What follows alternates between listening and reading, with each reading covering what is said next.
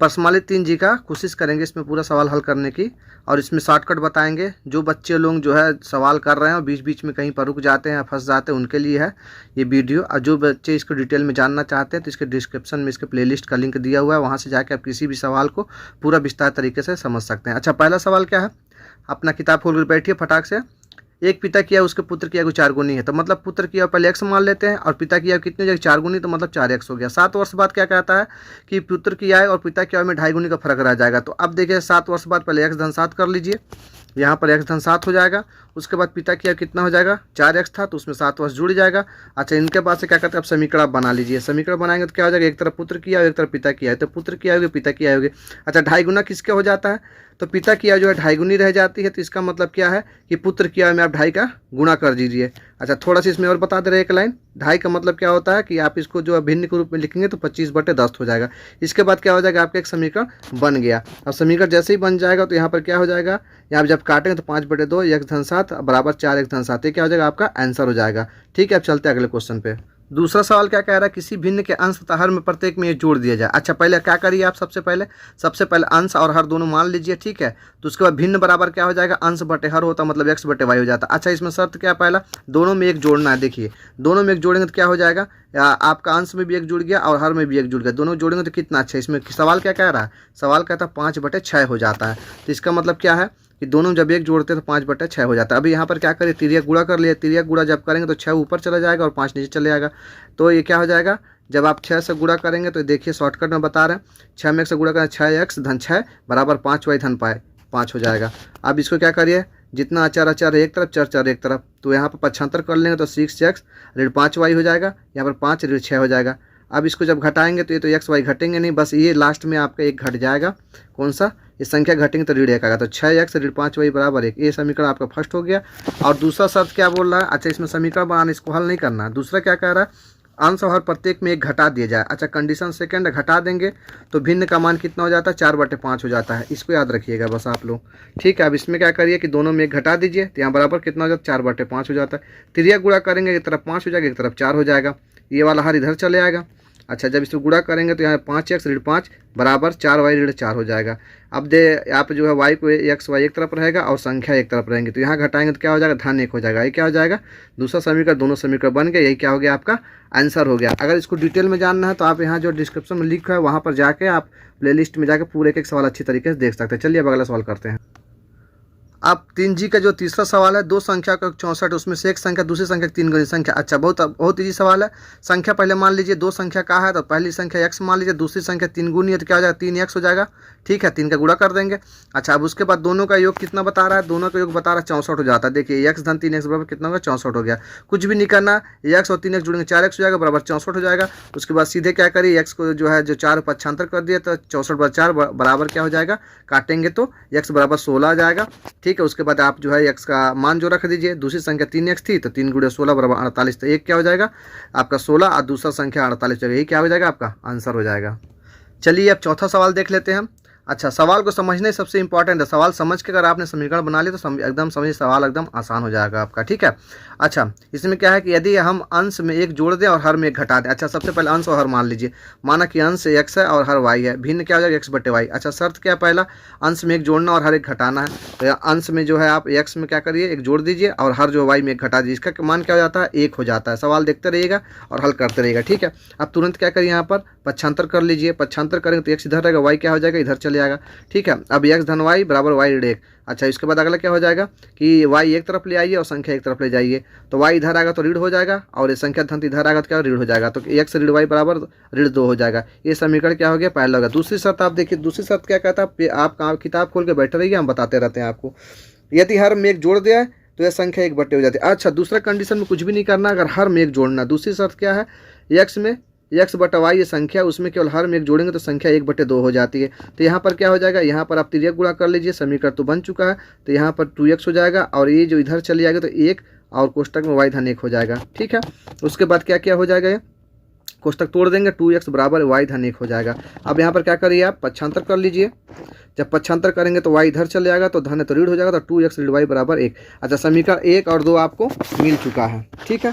अब यहाँ पर लिख लीजिए समीकरण 1 और 2 से। समीकरण 1 कहाँ मिला था, आप ऊपर में देखिए, यहाँ पर समीकरण 1 था और ये समीकरण क्या है आपका दूसरा मिल गया है। अब दोनों को हल कर लेते हैं। ठीक है, जब हल करेंगे तो एक्स ऋण वाई बराबर ऋण 2 था और 2x ऋण वाई बराबर 1 था। अच्छा, इसमें कुछ करना नहीं था, कहीं जोड़ना ना घटाना, कुछ भी नहीं करना।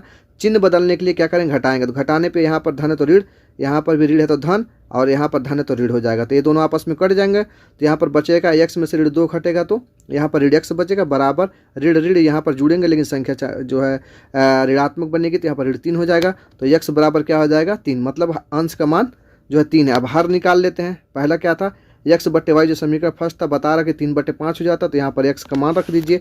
जब x का मान रख देंगे समीकरण 1 में जब x का मान रखेंगे तो क्या हो जाएगा, x ऋण वाई बराबर ऋण 2 आया हुआ है, यहाँ पर जाएगा 3 और ऋण वाई बराबर ऋण 2। तो यहाँ पर y का मान x का मान 3 रख लिए थे, यहाँ पर ऋण y बचा है और 3 जब इधर चले आएगा तो क्या हो जाएगा, ऋण 3 हो जाएगा। तो ऋण y बराबर क्या हो जाएगा, ये दोनों आपस में जुड़ जाएंगे, लेकिन चिन्ह ऋण लगेगा तो ऋण 5 हो जाएगा। तो y बराबर 5। तो संख्या क्या हो जाएगी आपकी 3/5 हो जाएगी। यहाँ पर आपका अंश भी हो गया और हर भी निकल गया। ये क्या हो गया, आपका आंसर हो गया। क्वेश्चन नंबर 5 देखिए, यदि किसी भिन्न के अंश में 6 जोड़ दिया जाए तो भिन्न। अच्छा, सबसे पहले इसमें क्या करिए आप, इसमें भी सबसे पहले अंश और हर मान लीजिए। यहाँ पर भी क्या है, अंश बराबर x मान लीजिए, हर बराबर y मान लीजिए। तो भिन्न क्या हो जाएगा, अंश बटे हर, मतलब x बटे y।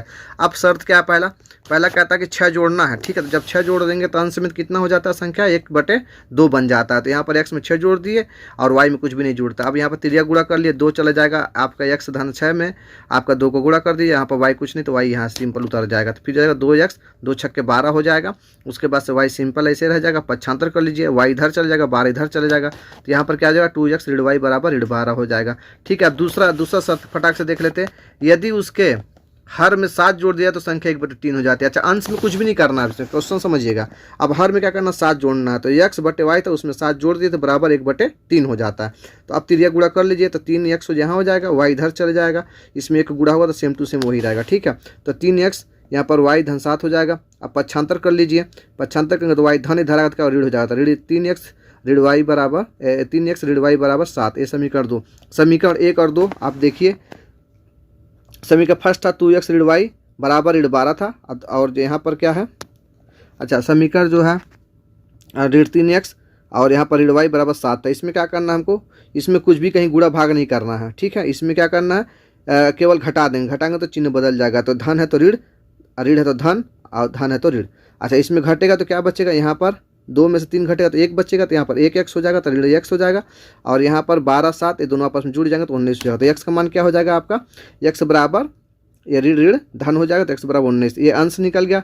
और हर निकालने के लिए क्या करेंगे, दोनों में किसी एक में मान रख देंगे। तो x का मान समीकरण 1 में रखेंगे, 2x ऋण y बराबर ऋण 12 होता है। x का मान 19 से आया तो यहाँ पर 19 लिख दिए, तो यहाँ 19 दूना 31 हो गया, ऋण y बराबर ऋण 12 हो गया। यहाँ पर ऋण y है, आज आरती इधर चल जाएगा तो क्या हो जाएगा, धन है तो ऋण हो जाएगा। ठीक है, तो दोनों जुड़ेंगे तो क्या हो जाएगा 50 हो जाएगा, लेकिन ऋण का चिन्ह है, दोनों तरफ ऋण है तो धन हो जाएगा, तो y बराबर 50, मतलब भिन्न क्या हो जाएगा 19/50। ये क्या हो जाएगा, आपका आंसर हो जाएगा। अब चलिए 6वां सवाल देख लेते हैं। क्या है, यदि किसी भिन्न के अंश और हर में 2 जोड़ दिया। अच्छा, सबसे पहले क्या करिए आप, अंश और हर मान लीजिए, अंश बराबर x हर बराबर y हो जाए। ठीक है, क्योंकि यही दोनों ज्ञात करना है। भिन्न, तो भिन्न क्या हो जाएगा, x बटे y हो जाएगा। शर्त क्या है, पहला दोनों में क्या करना, 2 जोड़ना। देखिए 2 दोनों में जोड़ना है, अंश और हर में। अब समीकरण इसे बनाते हैं। अंश में x बटे y में धन 2 जोड़ दीजिए, यहाँ भी धन 2 जोड़ दीजिए, बराबर 9/11। ये संख्या 9/11 हो जाता है, क्वेश्चन में ही लिखा हुआ। अब क्या कहते, तिरिया गुणा कर ले, 11 जो है यहाँ चला जाएगा और y यहाँ चले जाएगा। तो ये देखिए सेम टू सेम यहाँ आ गया। तो 11 में x गुणा करें तो 11x, और 11 में 2 गुणा 11 दूना का 22। यहाँ पर 9 में y गुणा का 9y और 9 दूने का 18 आ गया। अब क्या करते हैं, x और y सब एक तरफ ले आते हैं, तो 9 इधर उठ के चले आएगा, तो यहाँ धन तो ऋण हो जाएगा, तो 11x ऋण 9y हो जाएगा। अब 22 यहाँ धन में इधर आएगा तो ऋण में हो जाएगा, तो यहाँ जब आएगा तो क्या हो जाएगा, ऋण 4 हो जाएगा जब घटाएंगे। तो यहाँ पर 11x ऋण 9y हो जाएगा। ये समीकरण आपका पहला होगा। दूसरा शर्त अब देखते हैं फटाक से।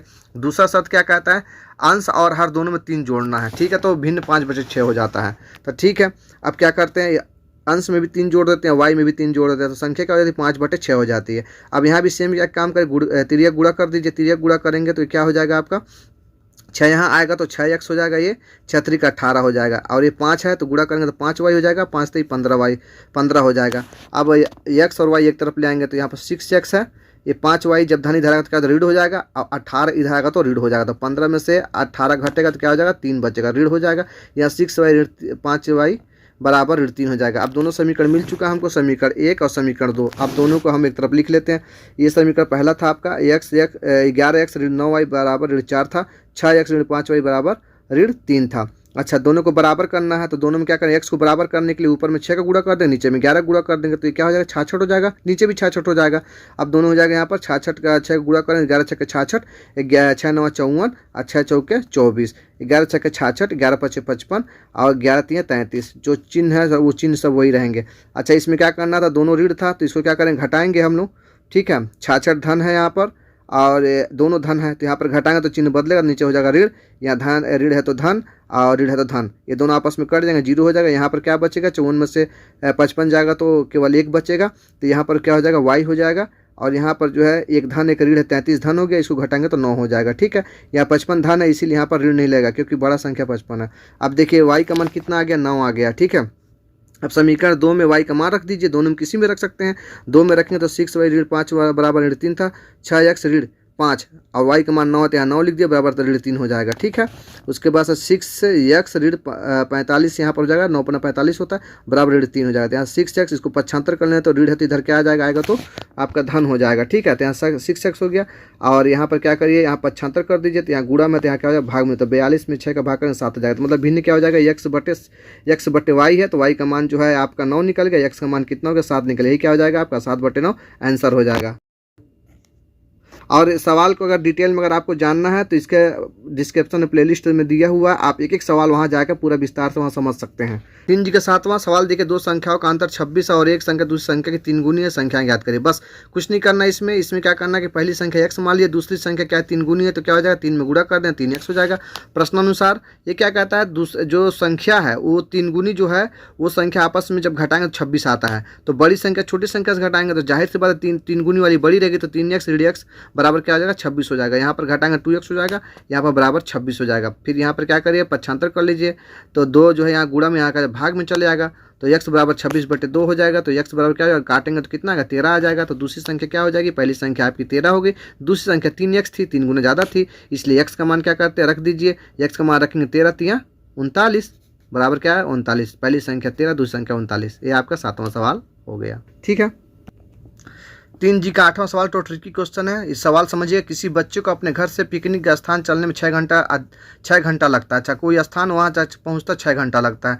ठीक है, इस सवाल को हल करते हैं। सबसे पहले क्या करना है, इसमें उसकी पैदल चाल और साइकिल की चाल ज्ञात करनी है। सबसे पहले पैदल की चाल मान लेते हैं, कितना है, x किलोमीटर मान लेते हैं। और इसमें सवाल भी दिया कि उसकी पैदल चाल से 7 किलोमीटर अधिक किसकी चाल है, उसकी साइकिल की चाल है। तो इसका मतलब अगर वो पैदल x किलोमीटर चलता है तो साइकिल से कितना चलेगा, x में 7 जोड़ देंगे तो क्या जाएगा, उतना अधिक ये चलता है। और दूरी दूसरा चीज़ इसमें जो है कितना है, घर से पिकनिक की दूरी नहीं बताया है, केवल समय बताया, तो पिकनिक की दूरी क्या मान लेते हैं हम लोग, y किलोमीटर मान लेते हैं। अच्छा, उसके बाद से चाल बराबर क्या होता है, दूरी बटा समय होता है।